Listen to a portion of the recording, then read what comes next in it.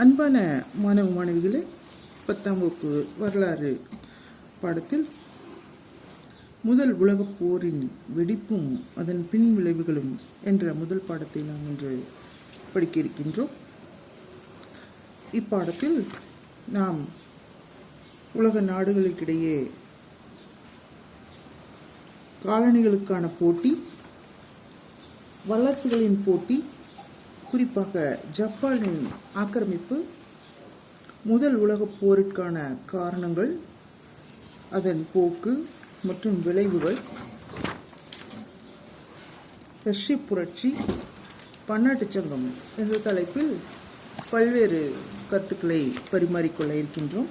மாணவர்களே, இந்த பாடத்தில் முதல் உலகப் போர், அதாவது உலகத்தையே திருப்பி போட்ட இந்த முதல் உலகப் போர் மிக நீண்ட கால போர் என்று அழைக்கப்படுகிறது. இந்த போர் உலக வரலாற்றில் ஒரு திருப்பு முனையாகும்.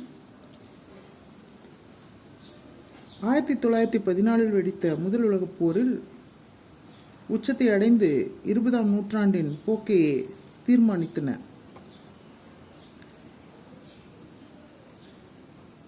இப்போரை ஒட்டுமொத்தமாக உலகின் செல்வாதாரங்களின் மீது தொடுக்கப்பட்ட முதல் தொழிற்சாலைகள் சார்ந்த போராகும். இப்போர் குடிமக்களின் மிகவும் பாதித்த போராகும். இப்போரால் உலக அரசியல் வரைபடம் மீண்டும் வரையப்பட்டது. போரின் முடிவில் 3 பேரரசுகள் சிதறுண்டு கிடந்தன. அவை ஜெர்மனி, ஆஸ்திரியா, ஹங்கேரி, உதுமானிய பேரரசு ஆகியனவாகும். இப்போரின் மிக பெரும் விளைவு ரஷ்ய புரட்சி.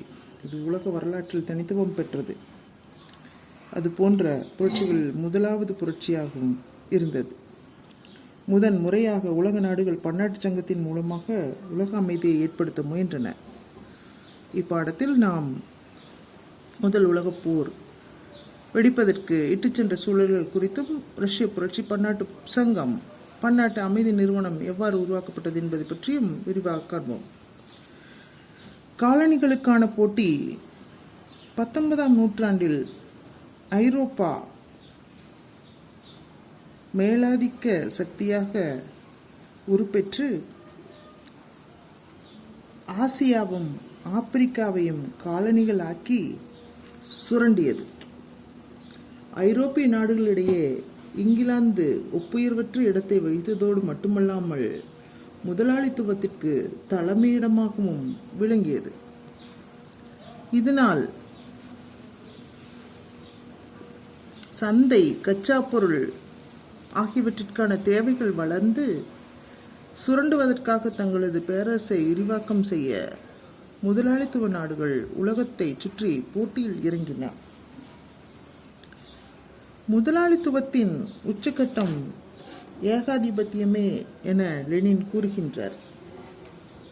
ஏகாதிபத்தியம் என்பது காலனிகளை பற்றி படிப்பது மட்டுமல்ல, இது ஒரு முழுமையான இராணுவமயமாக்கத்திற்கும் முழுமையான போருக்கும் இட்டுச் சென்றது. வல்லரசுகளின் போட்டி 19ஆம் நூற்றாண்டில் ஐரோப்பிய சக்திகள் உலகின் அனைத்து நாடுகளையும் காலனிப்படுத்தி தங்களின் நலனுக்காக அவற்றை சுரண்டின. 1870ஆம் ஆண்டிற்கு பின்னர் England, France, Germany, Italy, Belgium ஆகிய நாடுகள் காலனியாதிக்க போட்டியில் கலந்து கொண்டதை தொடர்ந்து இப்போட்டி ஆசியாவிலும் ஆப்பிரிக்காவிலும் ஐரோப்பாவிலும் வல்லரசுகளுக்கிடையேயான மோதல்கள் ஏற்பட காரணமாக அமைந்தது.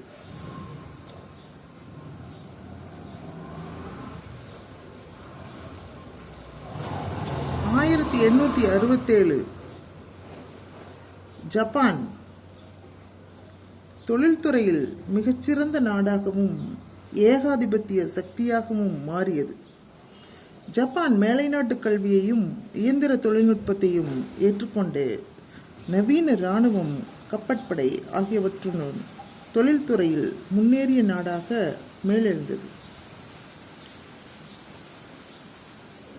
1894 ஜப்பான் சீனாவின் மீது வலுக்கட்டாயமாக ஒரு போரை மேற்கொண்டது. உலகை வியக்க வைத்ததாக இப்போர் இருந்தது. மிகச்சிறிய நாடான ஜப்பான் மிகப்பெரிய நாடான சீனாவை தோற்கடித்தது. ரஷ்யா, ஜெர்மனி, பிரான்ஸ் ஆகிய வல்லரசுகளின் எச்சரிக்கையை மீறி ஜப்பான் லியோடங் தீபகற்பத்தை ஆர்தர் துறைமுகத்துடன் சேர்த்து இணைத்துக்கொண்டு கிழக்காசியாவில் தானே வலிமை மிகுந்த நாடு என்று மெய்ப்பித்தது.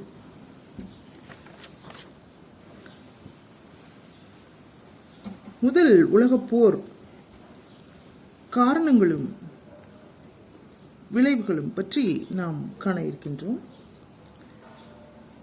1900 ஐரோப்பிய வல்லரசுகளில் 5 அரசுகள் 2 ஆயுதமேந்திய முகாம்களாக பிரிந்தன. அதாவது 2 அணிகளாக பிரிந்தன.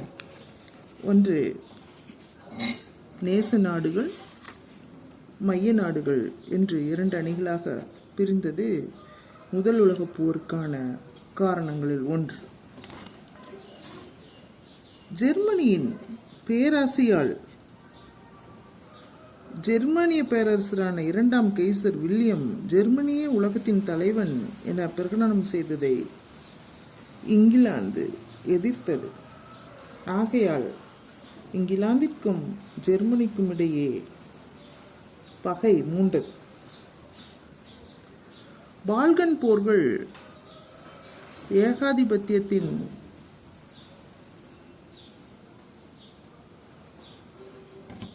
ஆயிரத்தி 1908 துருக்கியில் ஒரு வலுவான நவீன அரசை உருவாக்கும் முயற்சியாக புரட்சி நடைபெற்றது. இது தொடர்பாக ஆஸ்திரியாவும் ரஷ்யாவும் சந்தித்து பேசின. அதன் விளைவாக செர்பியாவுக்கு ரஷ்யா உதவி செய்தது. அதனால் ஆஸ்திரியாவுக்கு ஆதரவாக ஜெர்மனி இறங்கி ஆஸ்திரியாவுக்கும் செர்பியாவுக்கும் இப்பகை 1914 முதல் உலகப் போர் வெடிக்க காரணமாக அமைந்தது. பால்கன் நாடுகளில் துருக்கி வலிமை மிகுந்த நாடாக தென்மேற்கு ஐரோப்பாவில் திகழ்ந்தது. இதனால் மாசிடோனியா பல்வேறு இனங்களை சேர்ந்த மக்களை கொண்டிருந்தது. மாசிடோனியாவை தங்கள் கட்டுப்பாட்டுக்குள் கொண்டுவர கிரீஸ், செர்பியா, பல்கேரியா, மாண்டினீக்ரோ ஆகிய நாடுகளுக்கிடையே போட்டிகள் நிலவி 1912ஆம் ஆண்டில் அவை பால்கன் கழகம் எனும் அமைப்பை உருவாக்கி துருக்கியை தாக்கின. இது முதல் பால்கன் போர் என்று அழைக்கப்படுகிறது. இப்போரில் துருக்கிய படைகள் தோல்வியடைந்ததால் லண்டன் உடன்படிக்கையின்படி அல்பேனியா என்னும் புதிய நாடு உருவாக்கப்பட்டது. மாசிடோனியாவை ஏனைய பால்கன் நாடுகள் பிரித்து கொண்டதால் பல்கேரியா செர்பியாவையும் கிரீஸையும் தாக்கியது. இது 2ஆம் பால்கன் போர் என்று அழைக்கப்படுகிறது. இப்போர் 1913ஆம் ஆண்டு புகாரெஸ்ட் உடன்படிக்கையோடு 2ஆம் பால்கன் போர் முடிவடைந்தது.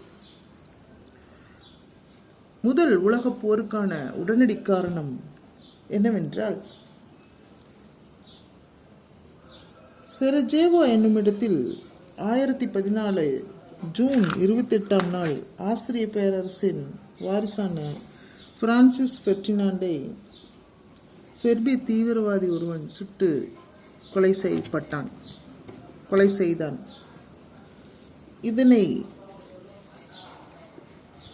அறிந்த ஆஸ்திரியா செர்பியா மீது போர் தொடுக்க எண்ணியது. ஜெர்மனி ஆஸ்திரியாவுக்கு ஆதரவாக செர்பியாவிடம் விளக்கம் கேட்டது. இதற்கு செர்பியா பதில் அளிக்காததால் ஜெர்மனி செர்பியா மீது போரை அறிவித்தது.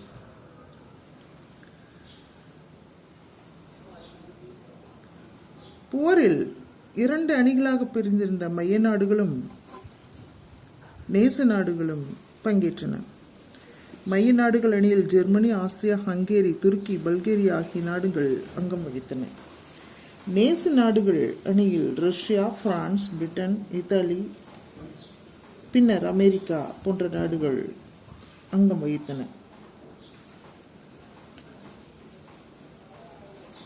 ரஷ்ய பேரரசர் 2ஆம் நிக்கோலஸ் நாடுகள் அனைத்தையும் கூடி பேசி உலக அமைதிக்கான சூழ்நிலை ஏற்படுத்த வேண்டுமென ஆலோசனை வழங்கினார். ஆனால் எந்த விளைவும் ஏற்படப்படவில்லை. 1914 செப்டம்பர் பிரெஞ்சு படைகள் ஜெர்மனியை தாக்கி வெற்றி பெற்றன. இது மான் போர், பதுங்குகுழி போரின் தொடக்கமாக விளங்கியது.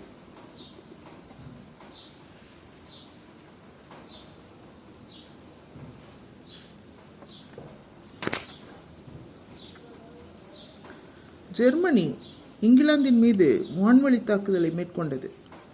லண்டன் மீதும் தொழிற்சாலைகள் மீதும் குண்டு வீசப்பட்டு பொதுமக்கள் மீதும் கூட குண்டுகள் வீசப்பட்டன. ஜெர்மனி விசவாயுவை அறிமுகம் செய்ததால் பின்னர் இரு தரப்பினருமே அவ்வாயுதத்தை பயன்படுத்தினர். லூசிடானியா என்னும் அமெரிக்க கப்பல் ஜெர்மனியால் தாக்கப்பட்டு மூழ்கடிக்கப்பட்டதால் பல அமெரிக்கர்கள் உயிரிழந்த செய்தியை கேட்டு பெரும் கோபமும் சீற்றமும் கொண்ட அமெரிக்காவின் குடியரசுத் தலைவர் உட்ரோ வில்சன் ஜெர்மனிக்கு எதிராக 1917 ஏப்ரல் மாதம் போரை அறிவித்தார். இப்போரில் அமெரிக்கா இறங்கி வெற்றி பெற்றதால் 1918 நவம்பரில் ஜெர்மனி சரணடைந்தது. பல்வேறு அரசியல் நெருக்கடியின் காரணமாக ஜெர்மனி கடுமையான நிபந்தனைகளை ஒத்துக்கொள்ளும் கட்டாயத்திற்கு வந்தது. 1918 போர் முடிவுக்கு வந்தது.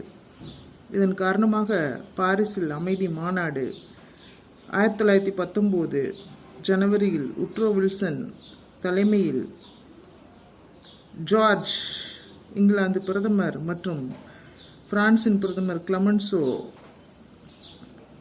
ஆகிய இருவருடனும் வெர்சைல்ஸ் மாளிகையில் உடன்படிக்கை கையெழுத்திடப்பட்டது.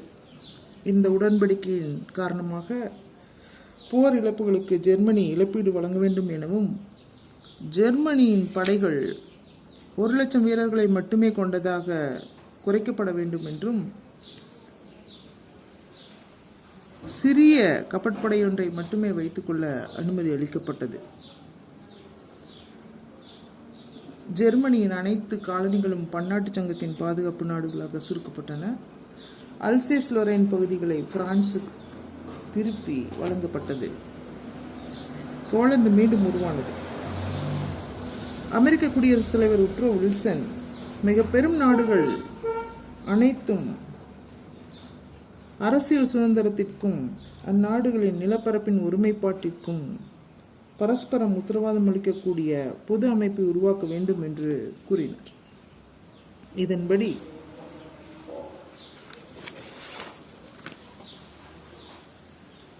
முதல் உலகப் போர் முடிவுக்கு வந்தது. முதல் உலகப் போரின் விளைவுகளாக 1918 இன்ஃப்ளூயன்சா நோயில் பல மில்லியன் மக்கள் மாண்டனர். முதல் உலகப் போரும் அதன் பின் விளைவுகளும் வரலாற்றின் அனைத்தையும் புரட்டி போட்ட காலமாக இந்த காலம் அமைந்தது. இதன் காரணமாக USSR அல்லது ஐக்கிய சோசியலிஸ்ட் சோவியத் குடியரசுகள் உருவாக்கப்பட்டன. போரில் நுழைந்த அமெரிக்கா போருக்கு பின்னர் கடன் கொடுக்கும் நாடாக மேலெழுந்தது.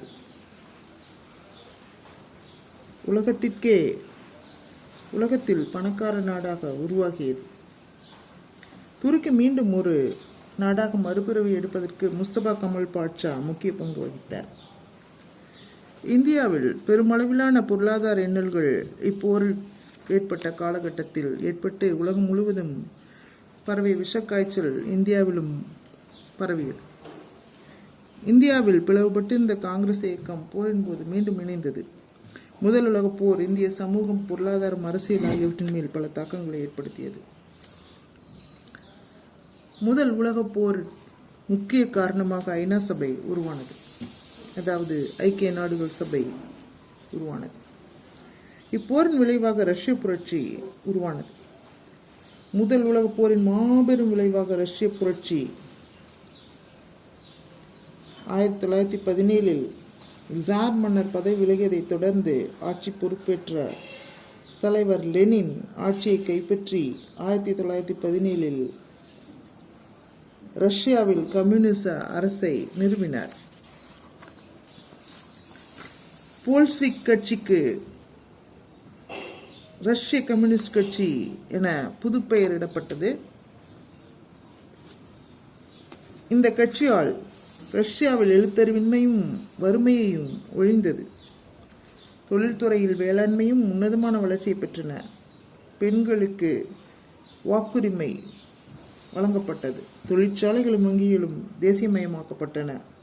நிலம் சமுதாயத்தின் சொத்தாக அறிவிக்கப்பட்டு ஏழை விவசாயிகளுக்கு பகிர்ந்தளிக்கப்பட்டது.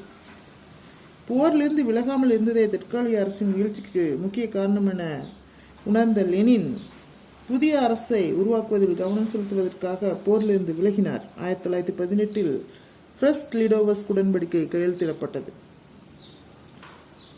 ரஷ்ய புரட்சி உலகத்தில் பல தாக்கத்தை உருவாக்கியது. இதன் விளைவாக ரஷ்ய கம்யூனிஸ்ட் அரசு காலனி நாடுகள் விடுதலைக்காக போராட ஊக்குவித்தது. நிலச்சீர்திருத்தம், சமூக நலன், தொழிலாளர் உரிமைகள், பாலின சமத்துவம் போன்ற விவாதங்கள் உலகளவில் நடைபெறத் தொடங்கின. பன்னாட்டுச் சங்கம் பாரிஸ் அமைதி மாநாட்டில் குடியரசுத் தலைவர் உட்ரோ வில்சன் கொடுத்த அழுத்தத்தால் நிறைவேறியது. 1920 துவங்கப்பட்ட இச்சங்கம் 5 உறுப்புகளை கொண்டு பொதுச்சபை, செயற்குழு, செயலகம், பன்னாட்டு நீதிமன்றம், பன்னாட்டு தொழிலாளர் அமைப்பு என்றவாறு இயங்க ஆரம்பித்தது. பன்னாட்டு சங்கத்தின் செயலகம் ஜெனீவாவில் அமைந்தது. இதன் பொதுச் செயலாளர் பிரிட்டனை சார்ந்த சர் எரிக் ட்ருமாண்ட் ஆவார். பன்னாட்டு நீதிமன்றமானது திஹேக் நகரில் அமைக்கப்பட்டு 15 நீதிபதிகளை கொண்டிருந்தது. பன்னாட்டு தொழிலாளர் அமைப்பு ஒரு செயலகத்தையும் அதன் பொது மாநாட்டில் ஒவ்வொரு உறுப்பு நாட்டிலிருந்தும் 4 உறுப்பினர்களாக கொண்டிருந்தது. பன்னாட்டு சங்கத்தின் குறிக்கோள் போர்களை தவிர்த்து உலகத்தில் அமைதியை நிலைநாட்டுவதாகும். ஜெர்மனியும் ரஷ்யாவும் முறையே 1926